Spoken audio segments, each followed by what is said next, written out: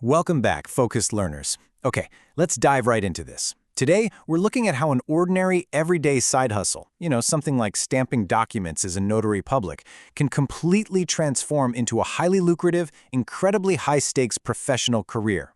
This explainer is going to take you all the way from the basics of setting up a scalable service right into mastering the intense, highly specialized world of jail and detention center signings.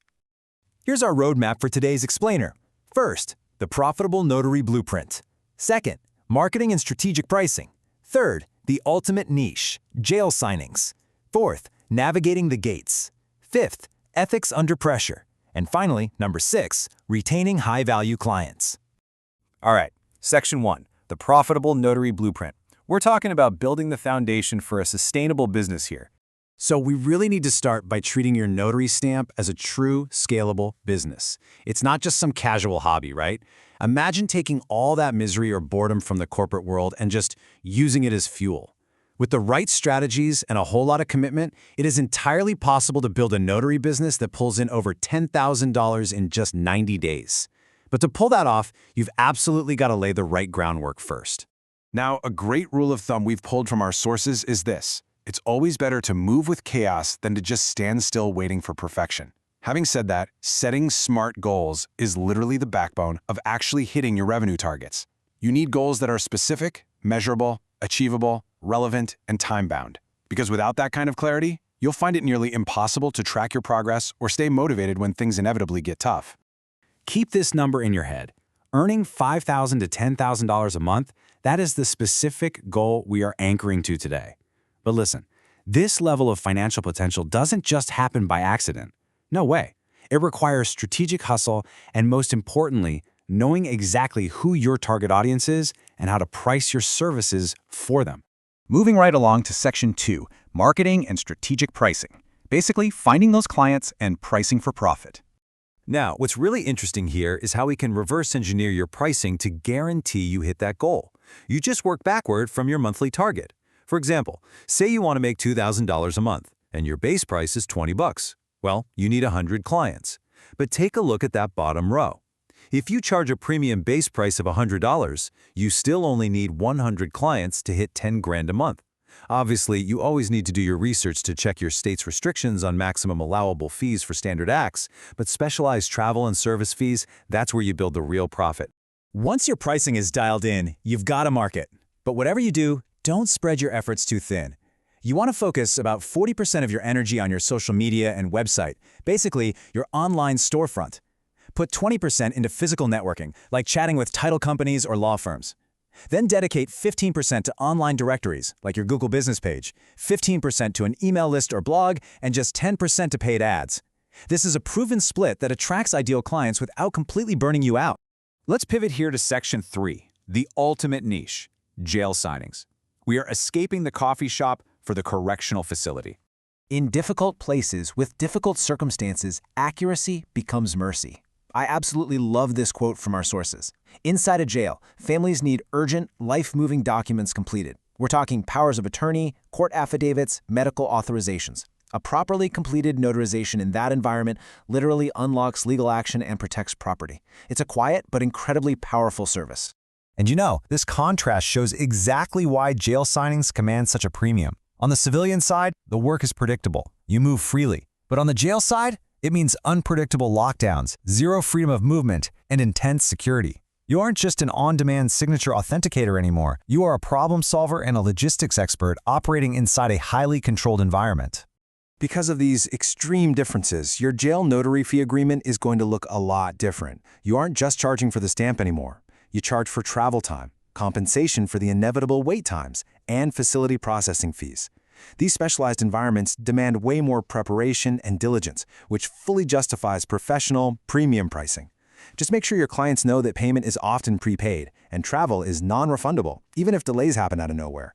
Which brings us to Section 4, navigating the gates, the strict operational reality of the jail environment. Listen, the margin for error completely disappears once you step up to those facility gates. Put yourself in the notary's shoes for a second. What happens when you can't just walk out to your car because you forgot a pen? What happens when you can't just check your phone for an email confirmation? You have to master these rigorous, non-negotiable protocols if you want to survive the screening and actually complete your job. Here is the three-step reality of navigating those gates. First up, the initial check-in. This requires an unexpired government ID and printed proof of your appointment. Second is the screening. Your bag goes through an X-ray, and you're very likely getting a physical pat-down. Third, you lose your freedom of movement. You will be escorted by a correctional officer directly to a specific designated room. And to even get past step 2, consider this list your absolute survival guide for prohibited items. Obviously, no weapons, right? Not even a tiny pocket knife. But it also means no unapproved electronics, which usually means leaving your cell phone in the car. No outside food or drinks, no tobacco, and surprisingly, get this, some facilities even ban specific types or colors of pen ink. Ignoring these rules means instant denial of entry, no exceptions. Section 5. Ethics under pressure. Maintaining professionalism and neutrality. So the crucial point here is that custody status never relaxes notary law. Once you're inside, sitting across from an inmate, the ethical burdens really intensify. You absolutely must maintain strict neutrality. This means acting as an impartial witness without any bias and definitely not offering any legal advice. More importantly, it requires professional courage. If the inmate's identity can't be properly established, or if they seem confused or pressured by the guards or the environment, the notarization has to stop. Refusal isn't a failure here. It's fidelity to the law. On top of all that, you have to cultivate immense patience. I mean, unpredictable lockdowns, an inmate being pulled for a sudden court appearance, extended wait times for an escort, those aren't exceptions. That is standard operating procedure. Your schedule is entirely at the mercy of the facility's security needs. You've got to maintain a calm, composed, and thoroughly professional demeanor, no matter how long you're forced to sit there and wait. Finally, Section 6. Retaining high-value clients. Building loyalty with attorneys and families. Now you might be wondering, why on earth put yourself through all of this rigorous screening and waiting? Well, because mastering this exact niche makes you an indispensable hero. It is so much cheaper to keep an existing client happy than to constantly be out hunting for new ones. When you reliably handle stressful jail signings for an attorney, they are going to come back to you. You maintain this loyalty by keeping a communication calendar, sending out newsletters, holiday greetings, and updates just to stay fresh in their minds. You can optimize this even further by running a segment analysis on your clients, basically scoring them on a scale to see who brings in the most value over time. Attorneys who need reliable jail notaries score incredibly high as referral partners and high-value clients, so tailor your communications specifically to them. When they trust you to handle the complex ecosystem of a correctional facility, you literally become a permanent fixture in their legal toolkit.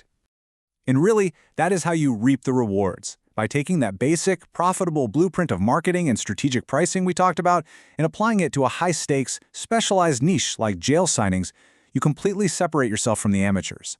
You provide a service that requires true professional courage and meticulous preparation, and in return, you generate serious, sustainable revenue.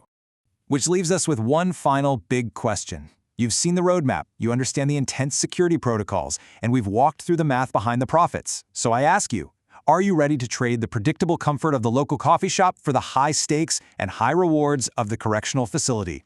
It is a quiet, powerful service, and it's waiting for those willing to step up. Thanks for joining me on this explainer, and keep learning.